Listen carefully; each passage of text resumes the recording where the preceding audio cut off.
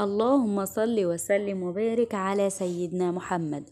رؤيا عطايا الزوج كلها من الرؤى المحمودة جدا جدا جدا رؤيتها في المنام، وتدل على الأخبار السارة والعظيمة والفرحة المقبلة على حياة الرائي، وتدل أيضا على أن الله سبحانه وتعالى سيجبر خاطرك جبرا يتعجب إليه أهل السماوات والأرض، لأن الزوج ليه طبعا مكان عظيمة في حياة الزوجة أو في حياة المرأة. فلما ربنا سبحانه وتعالى يعطيك رمز إن الزوج بيعطي، فهي تدل على أن العطاء سيأتي من الخالق سبحانه وتعالى، وأن حياتك ستمتلئ وتزدهر وتمتلئ بالأفراح والمناسبات السعيدة. وأيضا وخاصة لو كان عطايا الزوج دي كان بيعطيكي أموال ورقية، أو بيعطيكي ذهب، أو بيعطيكي أشياء من مستحبات الحياة. كلما غلا ثمن الشيء اللي هو بيديهولك، أو علت قيمته، أو زادت فرحتك بيه في المنام، أو كنت فرحانة بيه أو مجبورة بيه، هي ربنا سبحانه وتعالى هيعطيكي نفس الفرحة ونفس التفاؤل ونفس الخير في المنام. فهذه بشارة من الله سبحانه وتعالى بأن الخير قادم، والمشكلات والأحزان ستنتهي وستزول، وأن الجبر بعد الصبر قادم بإذن الله سبحانه وتعالى.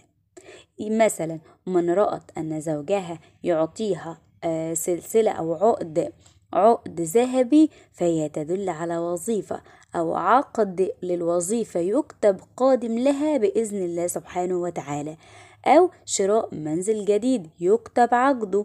أي شيء يكتب عقده، فرأيتي أن الزوج يعطي لك عقد ذهب في المنام، فهي بشارة بأن الله سبحانه وتعالى سيمن عليك بالرزق والهناء والعيش ورغد العيش في القريب العاجل. فهي بشارة جميلة جدا جدا. كمان لو بينك وبين زوجك مشاكل ورأيتيه ان هو بيعطي لك الذهب، فهي تدل على ان كل ما بينكم من خلافات ستذهب وتنتهي وتزول، والاستقرار سيأتي إلى منزلك يفرح حياتك ويفرج الله همك وكربك. حتى لو كان عندك هم أو كرب خارج عيشتكم الزوجية بينك وبين زوجك، ورأيتي أن الزوج يعطي، فهي بشارة بأن العطاء والهدية من الله سبحانه وتعالى قادم، وأن الله سبحانه وتعالى يبشر لك بتحقيق الأمنيات وزوال الهموم والفرج القادم إلى حياتك في القريب العاجل. فهي طبعا بشارة جميلة جدا جدا جدا ان الزوج يعطيكي ذهب. حتى لو كان الزوج ده طليقك اصلا وانت حضرتك بعيدة عنه، فبتدل على ان الله سبحانه وتعالى هيملأ حياتك بالاستقرار، وسيعطيكي زوج او هتردي الى زوجك بالاستقرار والفرح والسعادة. ان الزوج يعطي فلوس ورقية تدل على الرزق والترف ورغد العيش وانتهاء المشكلات. لكن لو الزوج أعطى فلوس معدنية من الفضة وكانت المرأة حامل، تدل على أنها سترزق بمولودة بنت. أما إذا كانت من ذهب، فهي سترزق بمولود ولد بإذن الله سبحانه وتعالى. ولو رأت الحالمة أن زوجها يعطيها أموال ورقية، يدل على ضرورة التزام وبحث عن الطرق والوسائل التي يسعدها من أجل أن تكون راضية في حياتها.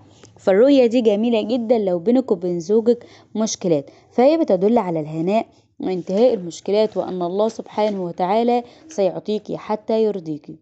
رؤية الزوج السابق أو الطليق يعطي زوجته أو طليقته فلوس في المنام، إشارة إلى استرداد مستحقاتها الزوجية كاملة، واستقرارها الاقتصادي في القريب العاجل، ورزقها بالمال والأموال. كمان إشارة إلى انتهاء الخلافات. لو بين الزوج والزوجة الخلافات، تدل على انتهاء الخلافات والاستقرار بين الزوجين في حياتهم. كمان رؤية الزوج يعطي نقود معدنية من ذهب وانت مستنية خبر، فهي تدل على قدوم الأخبار السعيدة والفرح بزواج أحد الأبناء أو نجاح أحد الأبناء لو انت منتظرة النجاح، أو انت ولادك كبار، فهي بتدل على قدوم الأخبار السعيدة للأولاد. كمان إعطاء الزوج فلوس من ورق يدل على إن هو إن شاء الله ربنا هيصلح حاله وهيهتم بيكم ماديا ومعنويا، وهيسأل عن حاجتكم وهيساعدكم كمان في البيت.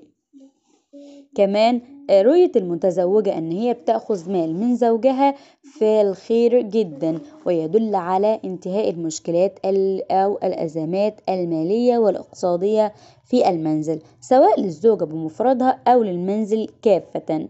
يعني لو أنت مستنية حاجة في أموالك أو عندك وظيفة متعطلة فهي بتدل على الاستقرار الاقتصادي. حلم الزوج يعطيها الأموال للمرأة التي تتمنى الإنجاب يدل على الذرية الصالحة والإنجاب في القريب العاجل لو أنت بتتمني الإنجاب. كمان لو أنت بقى حامل وبيعطيكي نقود فتدل على ورقية تدل على الميلاد أو الولادة الطبيعية السهلة والتخلص من كل الهموم وأوجاع الحمل في القريب العاجل.